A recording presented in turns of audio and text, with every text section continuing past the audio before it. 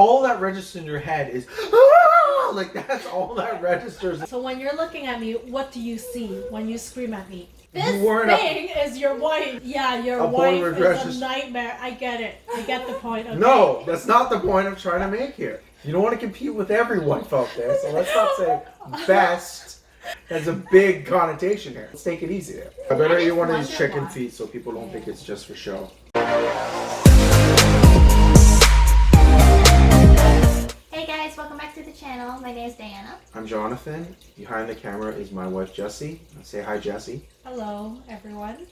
So today we have a mukbang dim sum video. I'm just gonna quickly go through what each thing is. But this is a fried turnip cake here. It's called lobako. It's got some preserved meats in there too, and it's fried up nicely. Here we got a barbecue pork pastry. So essentially just like a sweet pastry on the outside. The inside is barbecue pork. It's like a honey soy sauce kind of barbecue pork, I'd say, right? That's called tasuso. Here we got the infamous, it's my favorite. It's chicken feet, but I don't think you like it, but what's it called again? It's Feng Zhao. Feng Zhao. Here we got a classic. It's a lo mei fan. This one's a little bit of a new take. They add pine nuts and they add a lot of little interesting bits, but normally it has some preserved meats in there. It has some dried shrimp, some mushrooms, things like that. This is lo mei guy, right? Yeah. So it's pretty much a glutinous rice. It's steamed in... Was it lotus leaf or something? Maybe lotus leaf, yeah, yes. Lotus leaf. yeah. And there's like other things in there. There's like a egg yolk usually, a little bit of pork, stuff like that. This is sumai. This is just a pork dumpling and fish eggs on top. And the most famous dish is hagao, shrimp dumpling. And finally, this you probably aren't aware of. Usually it's a white bun. Did you say this? It's called lang sa bao. Usually they use a salted egg yolk in there, salted duck egg, kind of make it a custard almost. Sweet. It's dessert essentially. So I'm not Chinese. I'm learning all this for the first time. The only thing I do know is like the hakao and the sumai, which is like pretty typical dim sum. And like I love dim sum, so I'm super excited. What's got this? Oh no! Oh no! God, these are gigantic. Oh, by the way, you guys, if you hear a dog whining, that's my dog. She whines every time we eat because she wants a bite as well.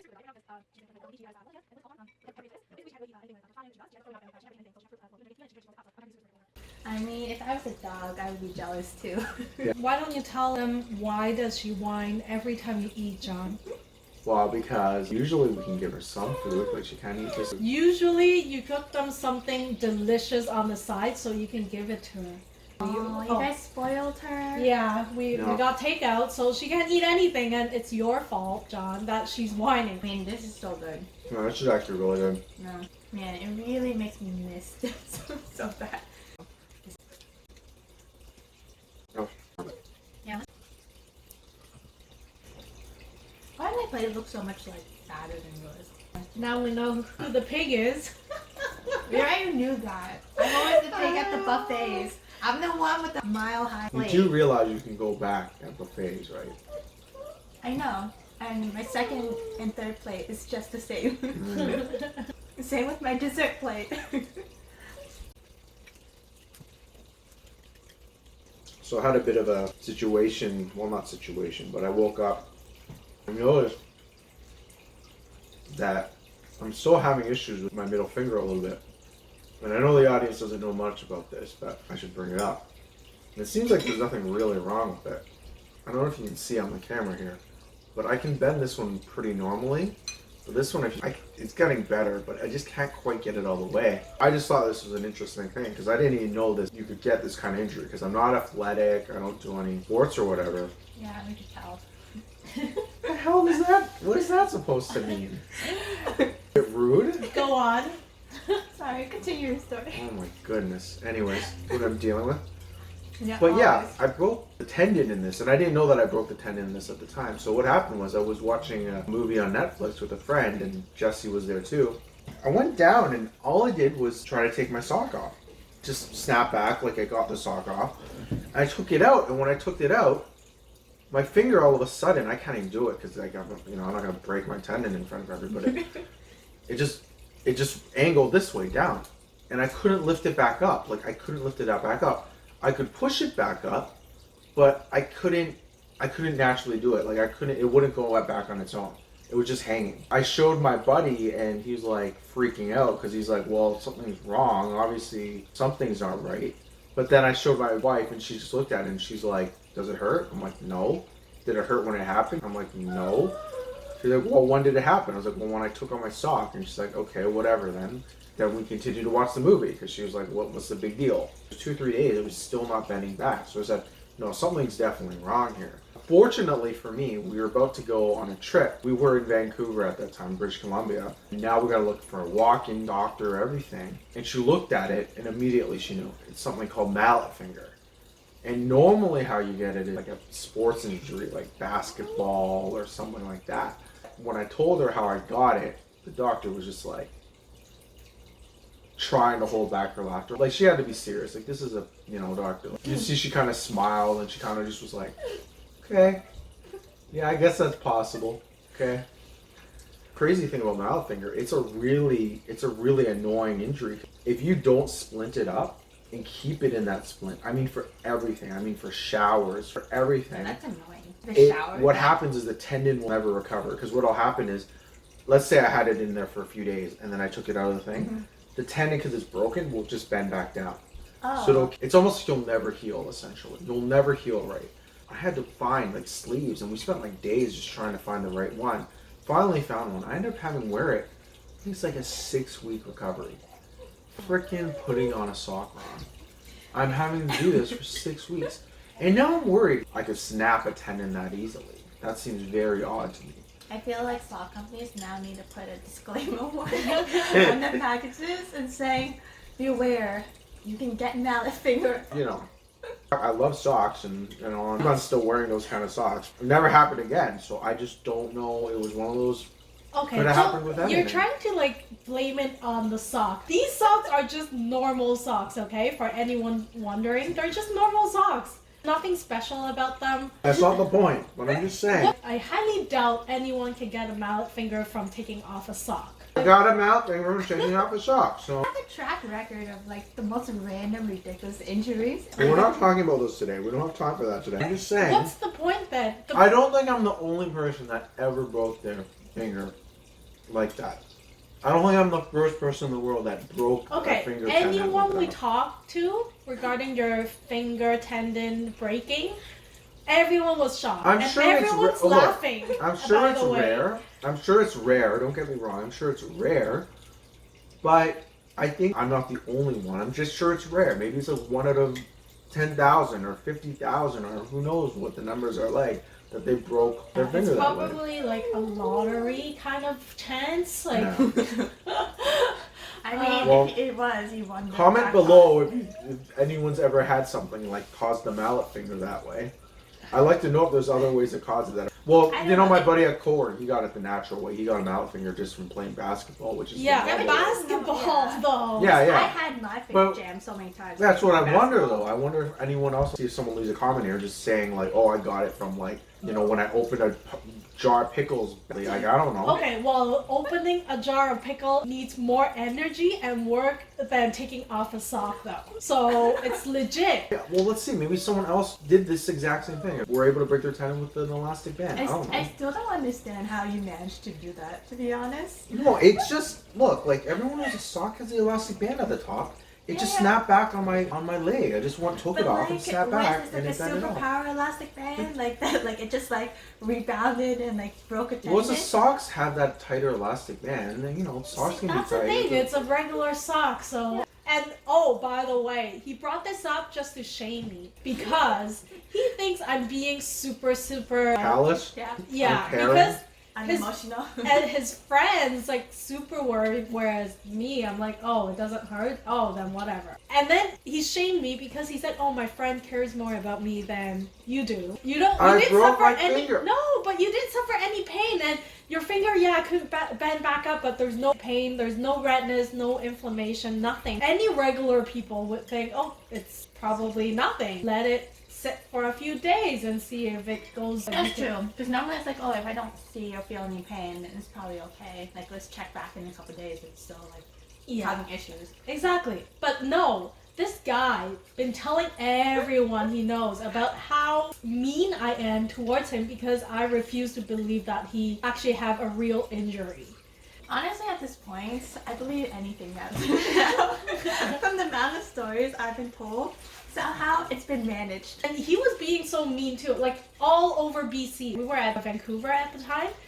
We went to 3 different clinics, went to 5 different pharmacies to find the splint to keep his finger straight, right? And he still thinks that I don't care. We were all over. You cared after the clinic was like, well, oh yeah, this is an actual thing, guys. Like, you got to deal with this immediately. Okay, should I believe the doctor or you? Well, to be fair, she isn't a doctor, so... Exactly, and you're not the doctor either. So. I don't think anyone has heard a mallet finger from a soft but before, so... It's totally like my ear, just something weird you've never heard of. Like, let's say my ear, just like the lobe started doing this. You'd be like, that's weird, John. What is that? I'm like, I don't know. Maybe we should get this checked out.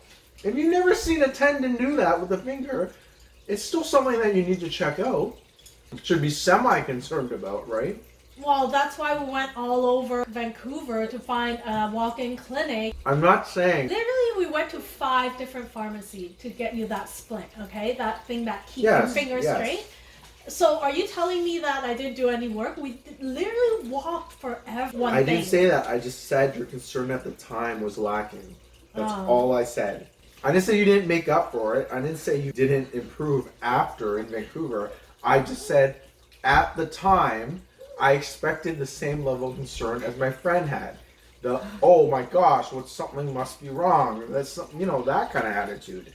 I feel like because your friend's never with you all the time, so he doesn't experience all your typical day-to-day. Yeah, exactly. Clumsiness, okay, John? We all know you, well, maybe not the viewers, but we all know how clumsy you are. There are things that you always exaggerate. Sometimes I tickle you and you would say, what if I lost my balance, fall, and hit my head on the corner of the table and just die like that? Like, it's so dramatic. So, of course, like, everything you tell me, I have to, like, tone it down, like, maybe 100 times. Just, make sure I see the real thing, right? Not your over-exaggerated explanation of everything. The more the stories, you're too dramatic and cry wolf too many times. Exactly. Cry wolf? I don't cry wolf. I give you a hypothetical situation that could potentially occur if extreme. But it's for everything. Circumstances. So I can't tickle him. I can't scare him. Sometimes I would be like standing in front of his door just to see it. Just to scare him. No. The scare thing is serious. This is a question for the audience. I think that in certain situations, it is very dangerous to scare someone. And you have scared me in places where it's not a good place to scare people. Like where? When I was in the shower, and you opened the door, creeped into the curtain, and booth. I'm in the shower. What if I slipped? No, that's a very easy place to slip and just get startled. Honestly, if you're going to slip anywhere, it's going to be a freaking bathtub. Okay. Was that okay? I don't have a bar to hang on. I don't have anything. I'm just going to slip. I'm going to startle when I'm on my butt and hit in that bathtub hard. That won't feel good. I'm guessing survival of the fittest then. If I'm near the stairs and you just startle someone near the stairs, that's not a good idea. I never scare you on the stairs. You have scared me near the stairs before. Well, it was not intentional. You get scared of everything. Sometimes I would just stand at the door just to get his attention, and he would scream. One time, let me tell you something. He fell asleep on the bed. I was being nice. I didn't want to wake him, so I wanted to go into the room and turn off the light so he can sleep. So I walked in. He looked at me, okay? He looked at me. I'm his wife, okay? He looked at me and screamed on top of his lungs as though I'm the freaking monster that came out like to kill him. This is another thing. And he kept screaming for 1 full minute. I'll tell you. And I just stood. Yeah, I just stood there. We're gonna have to break this into 2 videos because this is a whole nother topic. But we'll talk about it today. When we first got married, like this was 5-6 years ago. I told you that I suffer on rare occasion. What did I say I suffer from? Night terrors. Do you know what a night terror is? Were you dreaming when I went in to turn off your light? No, you literally just opened your eyes because you heard noise and then you saw me and you looked at me. I wouldn't differentiate the night terror from the whatever. I was having a nightmare, obviously. I woke up from the nightmare because of you startling me. I was in a bad dream, obviously. Saw something. I'm not even awake enough. Something is as your wife. I couldn't even register that. That's not what I was registering. I had this like phantom thing in my room. Okay. And it just freaked me out. It really hurt because imagine your husband screamed for a minute, okay, on top of his lungs, looking at your face. And I'm like, at that moment, I'm like, am I a freaking monster? Like, what did I do? Am I holding a knife? Am I trying to kill him? No, I stood there just turning off the light. I looked at him as though he's ridiculous. Well, turned off the light and just walked out. lesson learned. Don't turn off the light when I'm in the middle of sleeping because something bad might happen. Well, fine. You know what? I'll let you like do whatever you want. Sleep with the light on now. Yeah, exactly. Yeah. Baby needs nightlight. I can't sleep with lights on. I don't like that either. I guess, yeah, okay, so that's why I turned off your light. Oh, doing this nice gesture. It's so ridiculous. Like, he literally was looking at me for a full minute, kept screaming, and his eyes were so wide, as though, like, I'm, like, the most terrified thing he's ever seen. So, come on, like, of course, I'm hurt. And he thinks I'm ridiculous. He said, you're ridiculous. I'm having a nightmare. It's not even a real... How can you know what I was seeing in my head or what was going on in my head? Well, at that moment, I didn't know you're having a night terror, honestly. All I know is that you opened your eyes, looked at me, and screamed for a minute. But it's not like I'm screaming at you right now. That's what I mean. It's not like... No, but at that moment, all my mind was like, WTF, the whole time. Like, looping in my mind. I'm like, Oh, what so you're is saying going at on? a moment in time... when someone should be showing a certain level of emotion, that counts? Because I want to bring that argument back to my finger situation. Because at the time when we were watching that movie, you're like, oh, doo-doo-doo. So the same thing. I say afterwards I felt bad, I screamed. But at that moment, that was a normal reaction. Okay, we were that was watching- normal. Okay. If you're in the middle of a nightmare and you wake up and there's something in your room that wasn't there before, you're going to freak out, especially if you get night terrors every now and then, because that's equivalent what a night terror is. You don't really know what the object is. You're a little lucid. You can't really tell what it is though. It doesn't register, that's my wife, that's a woman, that's a whatever. All that registers in your head is, ah! Like that's all that registers in your head. Yeah. There's no like So, thinking. okay, so one more thing. So when you're looking at me, what do you see when you scream at me? Pardon me? What do you see when you're screaming at me? You were a concept at that moment.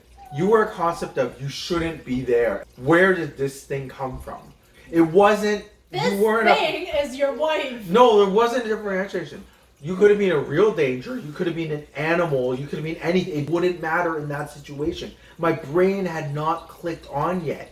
I was still like in nightmare mode. Like Yeah, your a wife boner is dress a is- nightmare. I get it. I get the point. Okay? No, that's not the point I'm trying to make here. I'm trying to say that my brain, I don't think it my would. brain didn't register it. Right? Because if you could logically think through a nightmare or a dream, then it wouldn't be an issue. But most people can't logic their way out of those things.